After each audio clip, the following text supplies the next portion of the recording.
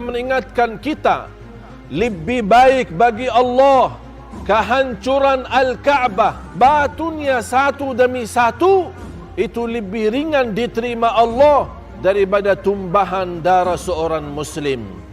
Bahkan di hadis yang lain, kalau ada manusia semua yang di bumi, bahkan makhluk-makhluk yang di langit, semuanya bersatu untuk membunuh seorang Muslim, akan Allah masukkan semua dalam neraka Jahannam. Begitu luar biasa mulianya darahnya orang Muslim.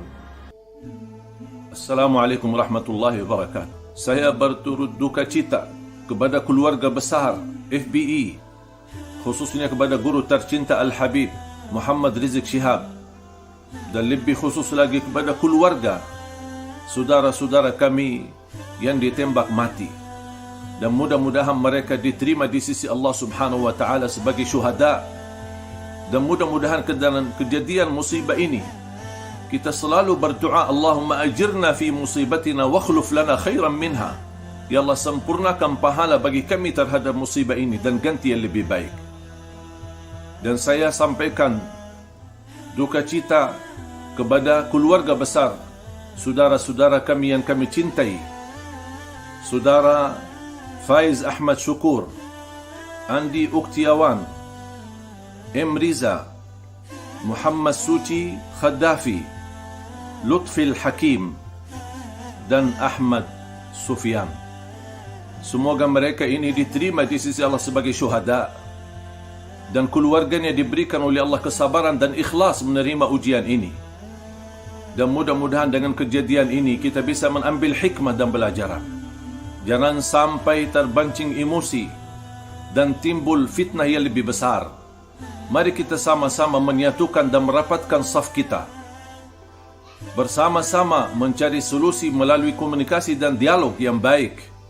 Dan saya harap aparat penegak hukum agar menjalankan keadilan yang sebenar-benarnya, dan juga menjalankan keadilan sosial untuk seluruh rakyat Indonesia. Jangan sampai insiden ini membuat masyarakat kebingungan, malah yang batil jadi hak, yang hak jadi batil.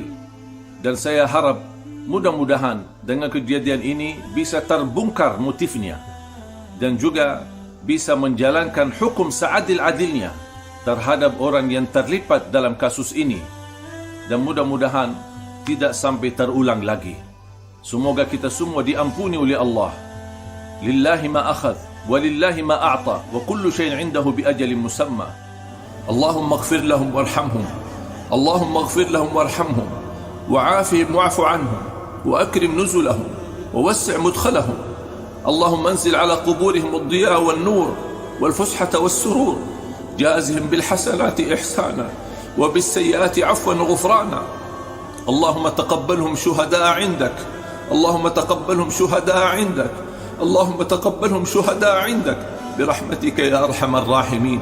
الفاتحة. Assalamualaikum warahmatullahi wabarakatuh. Ada 3 poin yang mau saya sampaikan. Yang pertama, A'udzubillahi minasyaitonirrajim.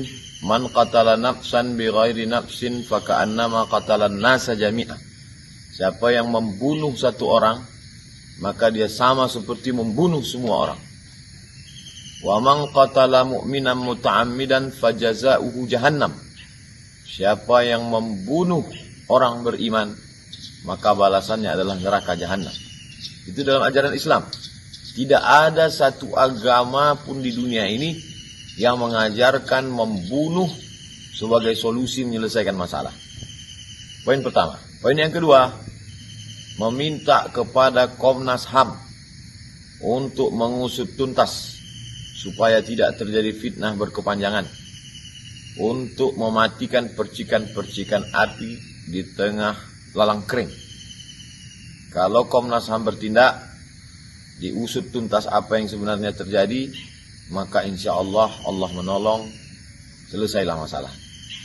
Yang ketiga, kepada seluruh jamaah seluruh bangsa Indonesia agar jangan tidak terprovokasi.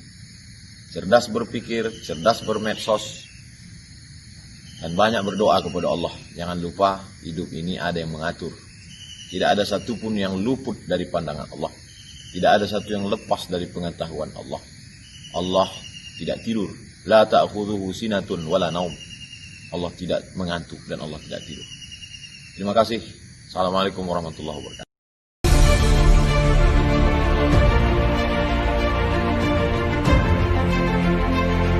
Assalamualaikum warahmatullahi wabarakatuh. Saudara sekalian, ini sebelah saya ada Bang Mukhlis. Bang Mukhlis ini semalam termasuk yang menerima jenazah Lutfi. Lutfi 1 dari 6 laskar anggota FPI yang gugur syahid ketika mengawal Habib Rizik Syihab dan keluarga menuju Karawang untuk acara pengajian keluarga. Nah, beliau ini termasuk yang menerima semalam. Jam berapa sampai sini?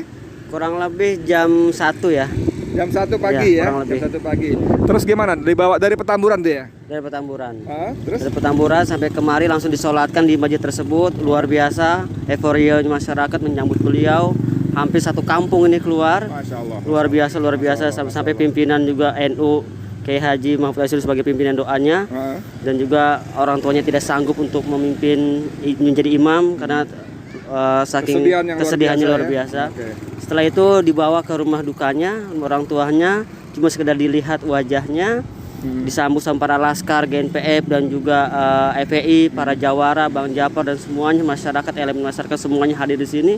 Setelah langsung dikuburkan di makam keluarga, makam warga. Ya. Disolatkan di sini jam 1 pagi. Suhada perwakilan keluarga korban menjelaskan anaknya beserta anggota keluarga FPI tidak mungkin membawa senjata. Ia juga mengaku tak terima dengan statement yang dikeluarkan kepolisian terkait hal itu. Suhada menyebut dirinya tahu persis siapa dan bagaimana sang anak hingga kelompok laskar FPI. Dalam kesempatan itu, ia juga menyayangkan pihak kepolisian yang tak langsung memberitahu pihak keluarga akan kejadian yang menimpa sang anak. Tak bisa menahan emosi, ia juga mempertanyakan identitas anggota polisi yang menembak anaknya. Suhada merasa janggal lantaran kepolisian tersebut seakan membuntuti rombongan Habib Rizik Syihab yang dikawal laskar FPI. Diketahui ke-6 laskar FPI yang tewas ditembak oleh kepolisian pada Senin 7 Desember 2020 di Jalan Tol Jakarta Cikampek sekira pukul 00.30 waktu Indonesia Barat. Ke-6 laskar tersebut diketahui tengah melakukan pengawalan terhadap Imam Besar FPI Habib Rizik Syihab. Dari keterangan kepolisian, ke-6-nya ditembak mati lantaran diduga melakukan penyerangan terhadap anggota polisi hingga memepet kendaraan yang digunakan petugas dan melesatkan tembakan dengan senjata api. Kepolisian yang adil dan beradab ini sangat biadab menurut saya, tidak beretika. Kemudian saya juga sangat tidak terima bila putra saya dan ke-6 para mujahid ini dikatakan membawa senjata. Padahal kami tahu persis siapa putra-putra kami dan kami tahu dia aktif di mana.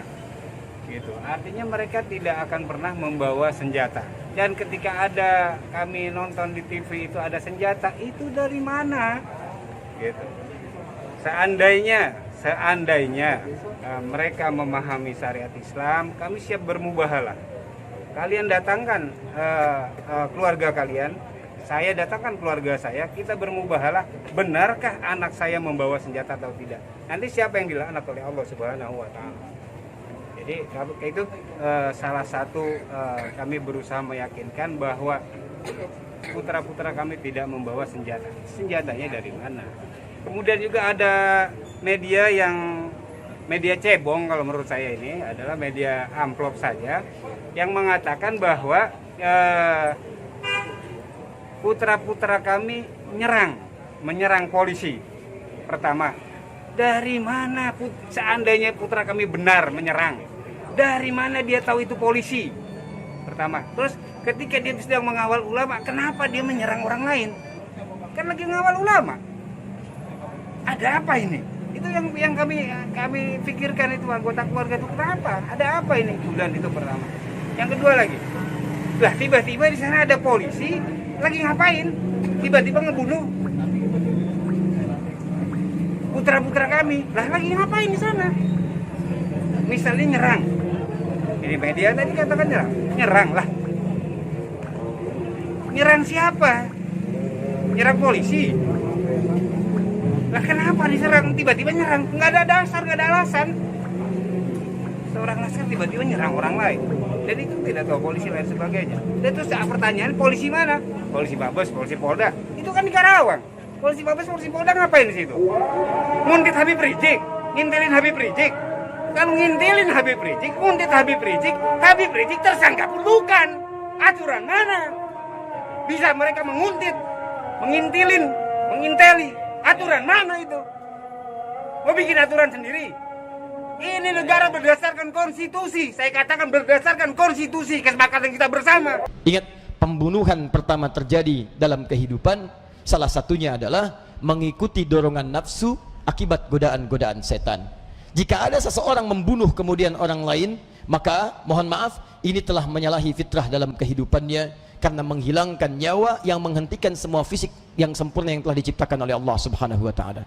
Karena itulah kemudian, mohon maaf, izin sekali lagi, pembunuhan dimasukkan dalam salah satu dosa besar yang resikonya juga tidak mudah. Tidak mudah. Saya berikan sekarang peringatan yang sangat keras pada siapapun, termasuk yang terfikir untuk menghilangkan nyawa orang lain. Sebelum ini dieksekusi mengikuti godaan setan, coba fikirkan dulu resiko-resiko yang akan dihadapi. Ingat baik-baik ya, ingat baik-baik. Quran surah yang keempat ayat 93. Paling kanan pertengahan. Awas. Wa may yaqtul mu'minan muta'ammidan. Siapa yang sengaja merencanakan pembunuhan, terkhusus bagi orang beriman, satu orang saja. Mau bunuh satu orang saja. Lihat, saking seriusnya Allah menjaga kesempurnaan fisik kita. Jangan lukai orang. Awas, hati-hati.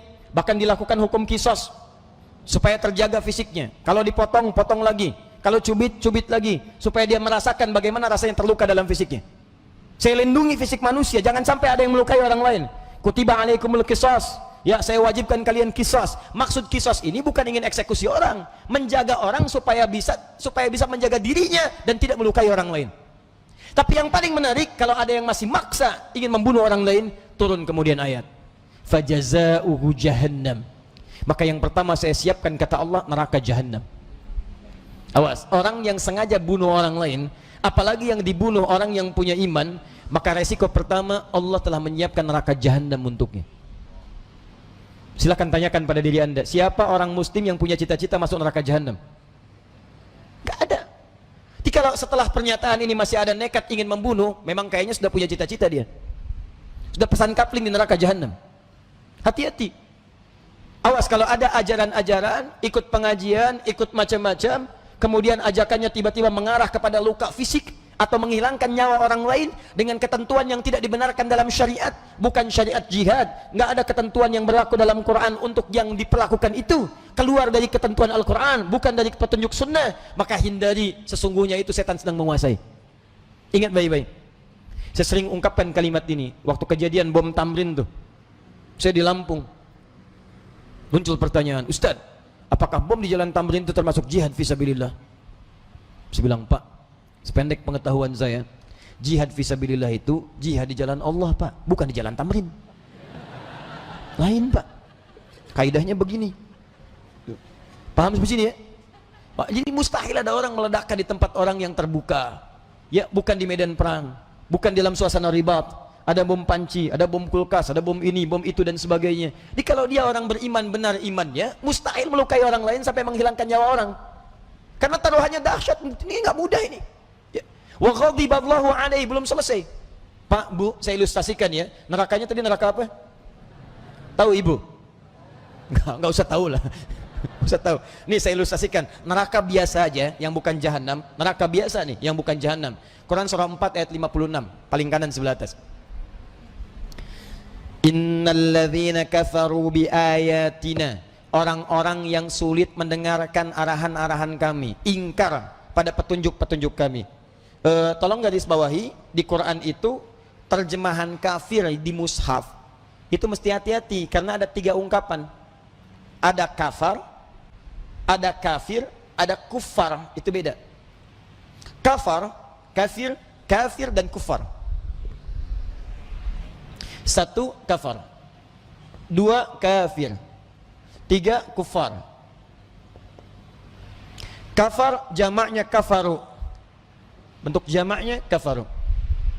Kafir bentuk jamaknya kafirun atau kafirin. Kufar ini sudah jamak, jamak tersendiri. Kalau ada kata kafar jamaknya kafaru, awas, itu tidak spesifik menunjuk yang bukan muslim, tapi juga bisa mengarah kepada yang mengaku Islam tapi perilakunya menyimpang dari ketentuan Islam. Bisa juga menunjuk kepada orang yang mengaku muslim tapi perilakunya jauh dari nilai-nilai Islam.